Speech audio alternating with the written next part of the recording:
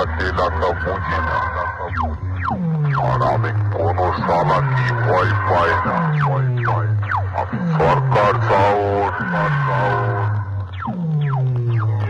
ঢাকনা খুলে নীরবে পাইপে ঢুকাইয়া, ও নিজেই ঢাকনা খুলে নীরবে পাইপে ঢুকাইয়া। আমার পাম্পে যত হোটেল ছিল, আমার পাম্পে যত হোটেল ছিল,